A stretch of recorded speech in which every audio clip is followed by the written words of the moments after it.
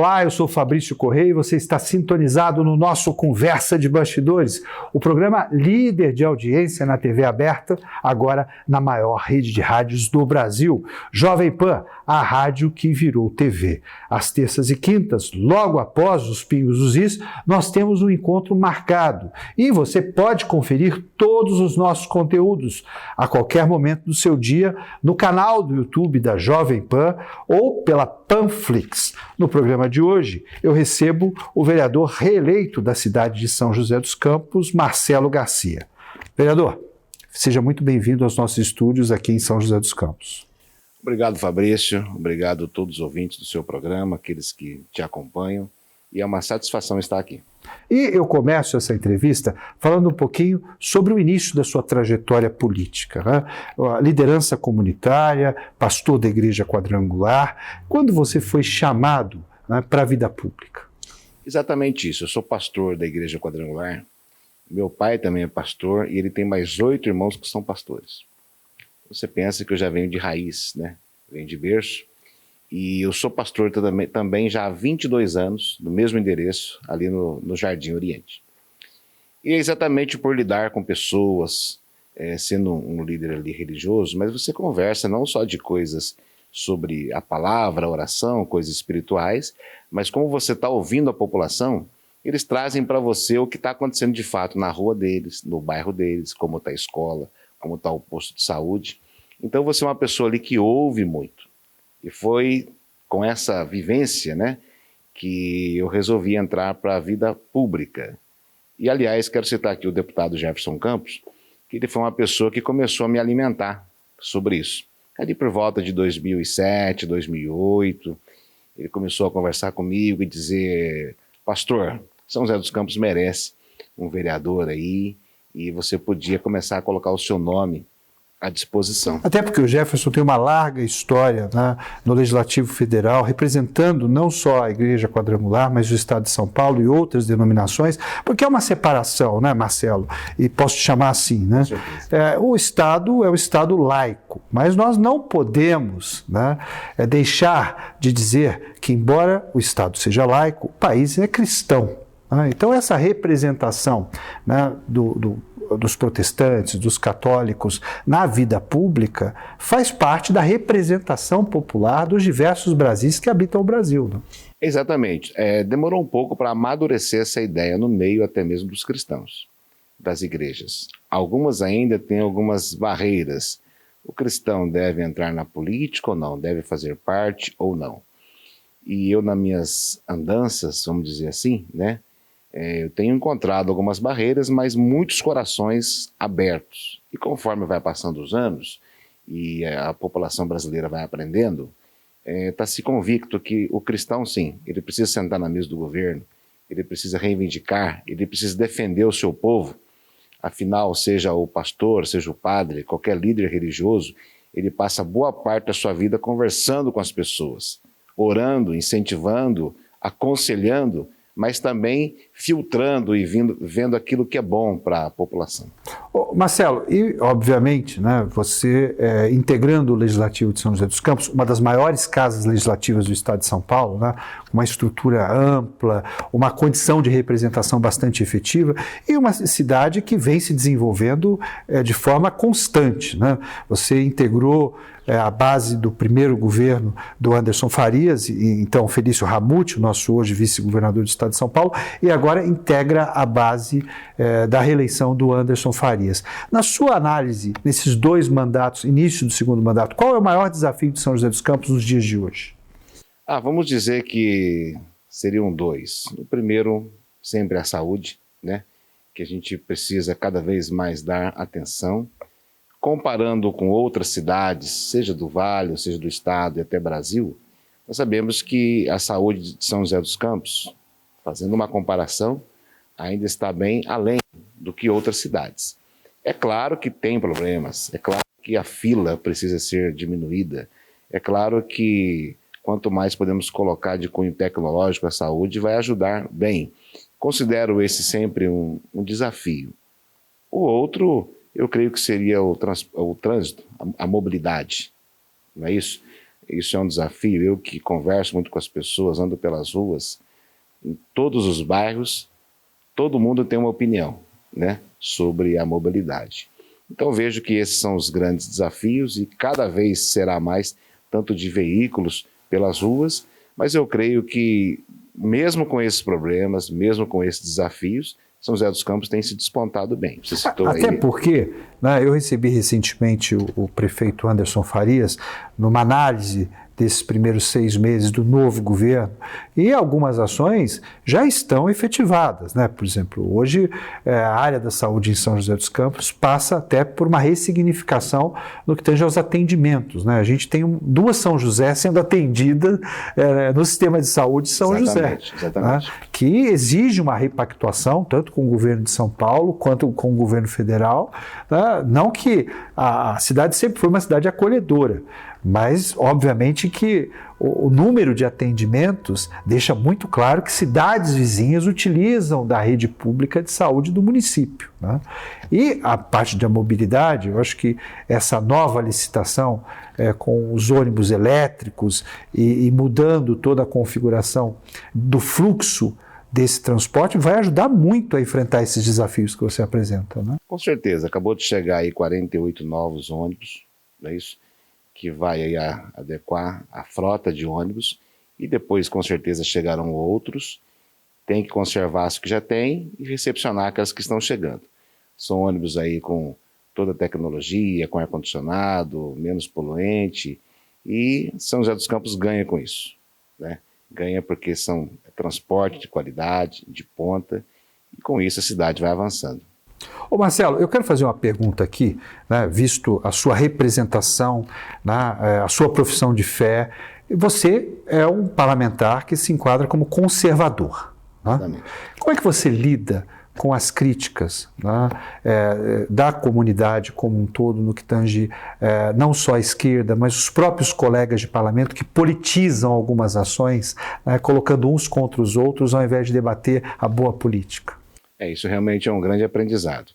Eu estou no 2º mandato, aprendi muito, né, nos primeiros meses, vamos colocar assim, nos primeiros anos do primeiro mandato, e realmente há essa politização.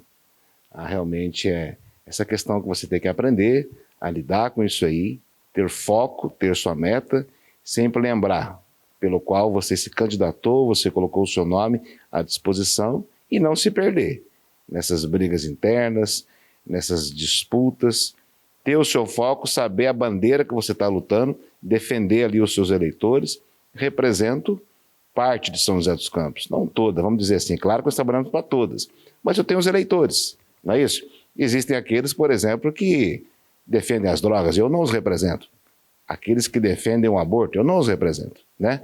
Então, eu creio que a maioria das pessoas que votaram em mim é o que você disse, são pessoas conservadoras, são pessoas famílias. Esse eu estou representando. Como lidar com as críticas? Vamos ouvir aquilo que está sendo falado, né? Vamos filtrar. Você mantém uma escuta ativa, você ouve todos, independente da profissão de fé, do que defende como bandeira política? Sim, sempre aberto. Nosso gabinete sempre aberto. No meu cartão de visita vai o meu número pessoal. Então as pessoas entram no meu WhatsApp, mandam um e-mail, me encontram nas ruas e falam abertamente aquilo que elas pensam. E eu ouço. Com certeza tem que ouvir todas as pessoas. Você continua com o gabinete itinerante? Continuo. Às sextas-feiras nós estamos nas feiras. Quarta-feira nós estamos na porta dos postinhos de saúde. E ali é o lugar que a gente encontra muitas pessoas, né? Que as pessoas trazem suas demandas, às vezes já sai do posto de saúde com alguma reclamação, alguma pendência. Nas feiras também. É muito importante ouvir as pessoas, não é isso? Ali sai projeto de leis, ali você faz requerimentos, indicações para melhorar a vida das pessoas. Ô Marcelo, uma outra crítica, né, que a chamada oposição faz é que o governo dá pouca atenção às demandas legislativas. Você vê dessa forma o atendimento do executivo à demanda legislativa? A oposição, ela tem por praxe fazer requerimentos e a maioria são rejeitadas. Por quê? Porque, na verdade, elas não estão querendo uma resposta. Elas estão querendo um palanque político. Isso é verdade. Isso no primeiro semestre desse mandato, isso veiculou muito aí nos noticiários, nas redes sociais deles. E quando eles pedem, né, algum pedido de informação da prefeitura, e nós como base ali, respondemos, já levamos para eles. E na verdade muitos deles nem querem ler, ou seja, eles querem fazer barulho, desculpa falar, né? Mas aí já é a politicagem, aí já não é levar o eleitorado deles a sério.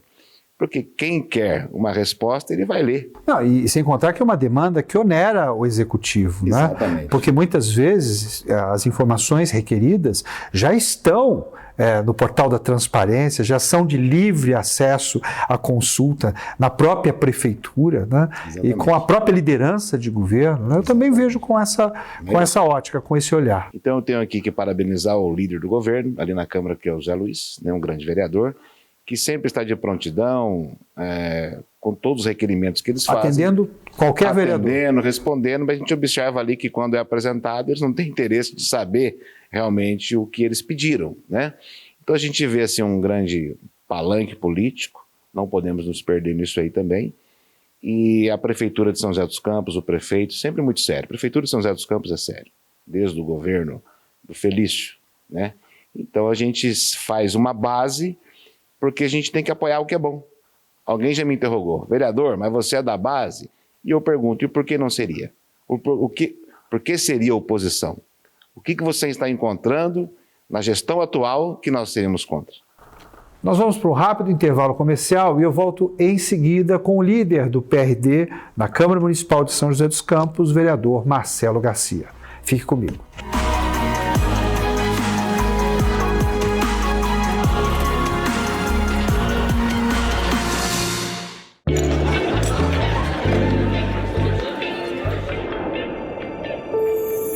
Que saudade! Camarão, coco bambu. Ai, que saudade que eu tava! Saudade do melhor do Brasil. Reunir os amigos, brindar, sentir sabores únicos, a comida, a carne, os petiscos, o camarão. Coco bambu, o melhor do Brasil é a nossa especialidade.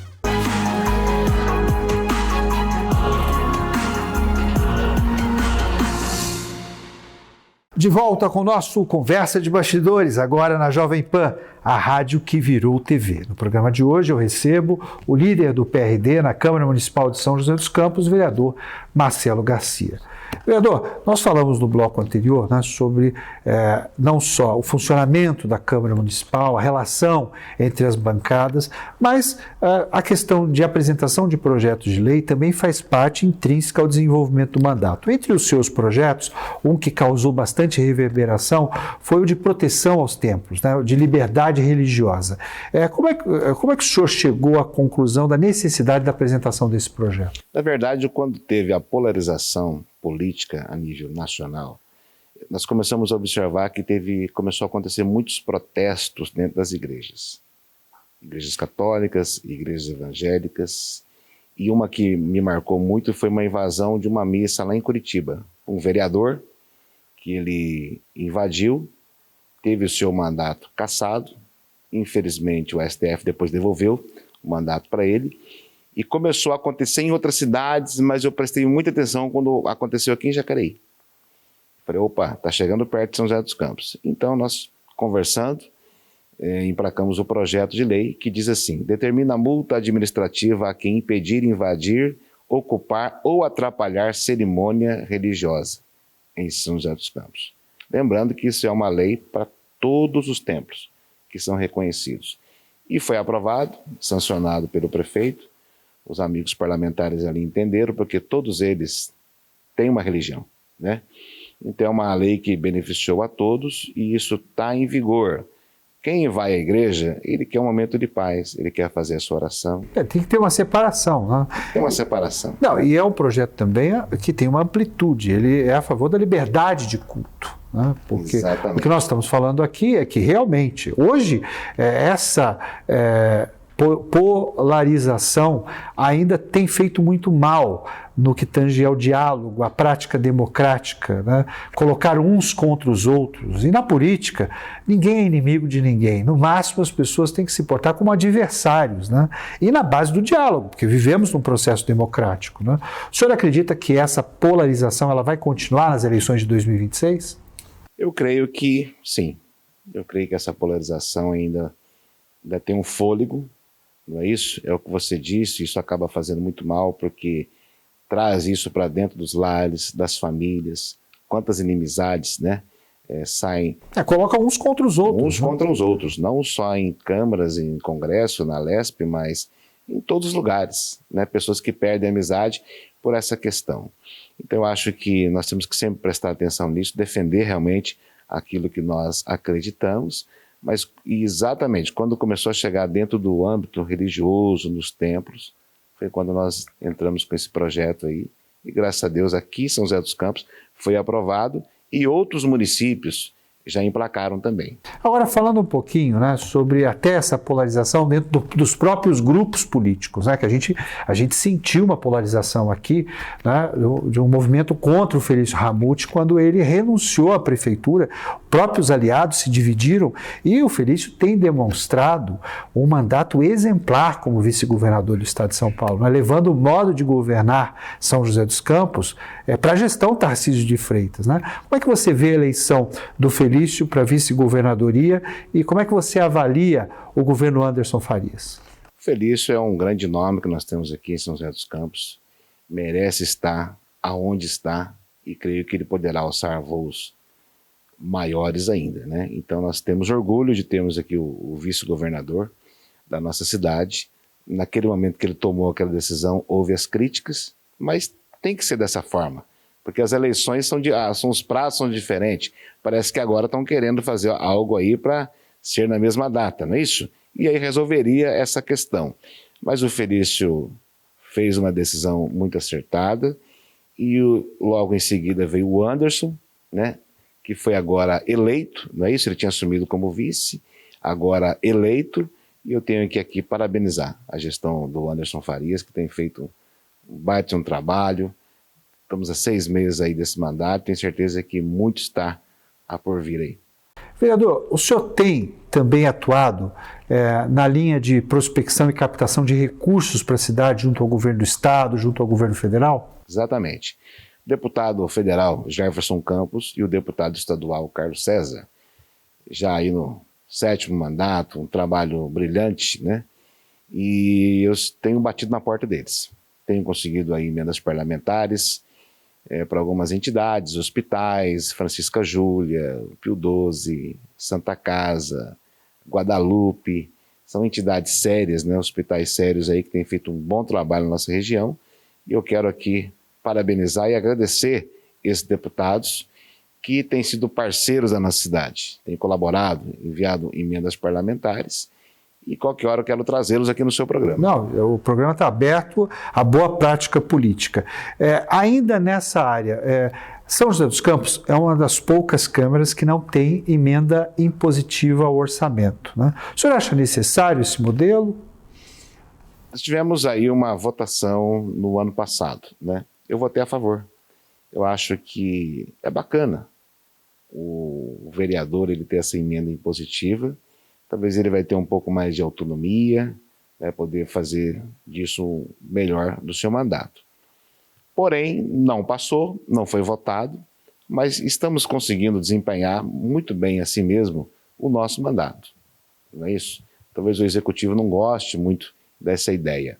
Mas mesmo que passasse, né, eu continuaria na base, continuaria apoiando o prefeito Anderson, que está fazendo até porque não é trabalho. Aquela política toma lá da cá, não, né? Não seria na isso. base do diálogo. A minha interpretação seria outra. Na época eu conversei com o executivo sobre o meu entendimento. Não vejo que seria ruim entre relação de Câmara Municipal com Prefeitura, né? Mas não foi adiante essa ideia. Mas eu creio que se um dia virar, vai ser bom também para a nossa cidade. Bom, fazendo uma análise partidária, o futuro do PRD, o partido integra a base do Tarcísio de Freitas e no governo federal, ele fica independente ou está na base do governo Lula? Ele está na base do governo, né? Porém, aqui no município, nós temos autonomia. Nós temos aqui um presidente, Alexandre da Farmácia, né? E tem nos dado aqui todo o apoio para trabalhar, para fazer as nossas votações, não sofremos ingerência. E o PRD é um partido também que família, conservador, né?